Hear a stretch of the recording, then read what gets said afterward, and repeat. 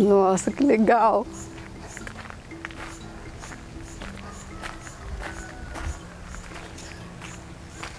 Ah, mas que lindo! Tô eu aqui passeando pelo Jardim das Utilidades, que é um lugar que tem aqui no nosso jardim, Jardim Botânico Plantado, onde tem plantas praticamente de todos os continentes, mas com utilidade para o ser humano.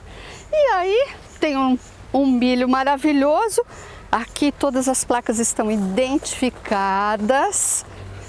Com essa placa verdinha aqui tem o nome popular, o nome científico, a família. Pois é, as plantas têm família também, igual a gente. O uso, nesse caso alimentar, e a origem México. Mas aí eu fiquei pensando, né? O milho é do México? Como é que ele veio parar aqui no Brasil? Essa história, quem me contou, foi um ancestral que veio sussurrar no meu ouvido, um ancestral dos primeiros brasileiros. Há muito tempo atrás, numa aldeia, eles viviam de tudo que a terra lhes dava. Tinha peixe no rio, tinha animais na mata, frutos nas árvores. Mas não pensem que a vida deles era fácil, não. Era uma vida de luta diária para sobreviver. Eles tinham que entrar na mata e trabalhar duro para conseguir o alimento do dia a dia. E o cacique da tribo, que já era um velho de uma certa idade, mas tinha muita sabedoria, ele queria encontrar um jeito de transformar a vida daquelas pessoas numa coisa mais leve, mais feliz, onde eles não precisassem se preocupar tanto com a sobrevivência. Porque às vezes até eles chegavam a passar fome, porque não encontravam a comida que eles precisavam. Então, esse cacique, que se chamava Cacique Tabajara, vivia procurando um meio de deixar essa vida mais leve. E pediu aos espíritos que o iluminassem e dessem uma ideia para ele. Uma certa noite, ele adormeceu e sonhou que uma pessoa veio lhe transmitir uma mensagem. Disse assim: Cacique Tabajara, quando você morrer, você peça para os seus da tribo lhe enterrar, fazer uma cova num lugar plano, fértil e grande. Quando ele acordou, Cacique Tabajara acordou mais animado, porque ele pensou que essa fosse realmente a solução, um sinal. Reuniu todos da tribo, as pessoas da tribo, os homens e as mulheres, e comunicou seu desejo. Olha, quando eu falecer, que não vai demorar muito, porque eu já tenho uma certa idade, eu gostaria que vocês me enterrassem numa terra grande, plana e fértil. As pessoas da tribo estranharam esse pedido, mas como eles já estavam acostumados a obedecer e a respeitar a opinião dos mais velhos, resolveram fazer o que o cacique queria. Passado algum tempo, realmente aconteceu. O cacique passou dessa para melhor. E eles fizeram o que o cacique queria.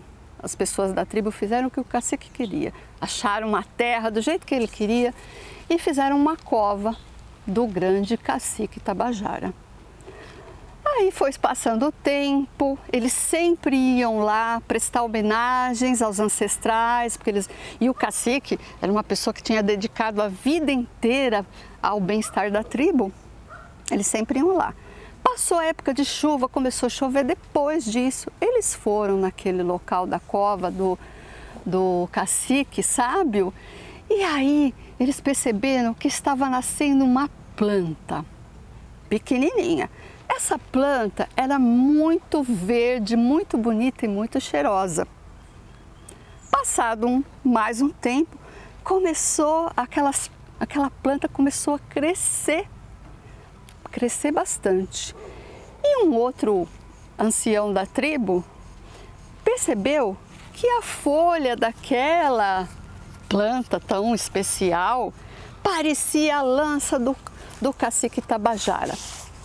A lança, né, daquele cacique tão corajoso e sábio ao mesmo tempo. Então ele disse: essa planta vai ser uma dádiva para nós. Foi passando o tempo, o campo fértil foi se enchendo de plantas iguais essa. E não bastasse, aí aconteceu de começar a florir aquelas plantas. A flor era muito perfumada, perfumava assim, aquele cheiro gostoso espalhava-se pela aldeia. Depois das flores vieram os frutos, né? Esses frutos que tinham os cabelinhos e era embrulhadinho assim, ó. Olha que legal. Tinha cabelinho de toda cor, amarelo, branco, esse aqui tá mais pro castanho, vermelho. E as crianças se encantaram com isso aqui, né? Parece uma bonequinha. Bom, uma mulher da tribo, que era mais ousada, falou assim: tão bonita, né? Olha só, gente, olha que lindo. Um fruto dourado, né? Ela resolveu pegar esse fruto e experimentar. E descobriu que era delicioso. Levou para a aldeia e eles, primeira coisa que eles fizeram, fazer uma fogueira e assaram na brasa o milho. E aí eles descobriram que tinha um monte de jeito de fazer o milho. Podia cozinhar, podia assar na brasa, podia fazer bolo, podia fazer suco. E uma coisa que a gente faz até hoje em dia, que eu gosto muito, pipoca. Pipoca é uma palavra indígena. Os nossos indígenas já sabiam como fazer pipoca. Olha que legal. Bom, para concluir a história, eles perceberam que a planta, ela tinha um tempo de vida. Então, o que eles fizeram? Pegaram os grãos, guardaram os grãos e depois, quando as plantas que estavam lá no campo morreram, eles plantaram e fizeram roça do milho. E o milho se tornou um alimento sagrado para todos os povos indígenas, graças à grande observação que eles tinham em relação à natureza. Vocês gostaram da história? Então, mas ainda permanece a questão: se o milho é do México, como é que ele veio parar no Brasil? Vou dizer para vocês, é porque as plantas não têm fronteiras. Não dá para a gente separar a história da humanidade do cultivo das plantas. Realmente, o milho começou a ser cultivado lá no México por um povo chamado Azteca. Os astecas, além de cultivar o milho, eles inventaram uma coisa muito gostosa, que é o chocolate, porque eles cultivavam cacau também. Mas isso é uma outra história, para o Cris conta um conto, né?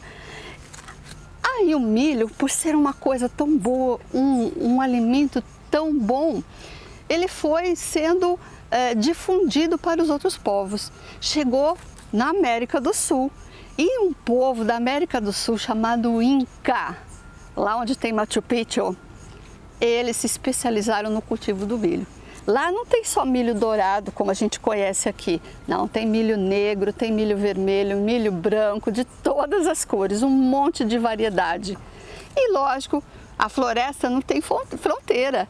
Atravessou a Amazônia e veio fazer parte da dieta dos nossos indígenas aqui.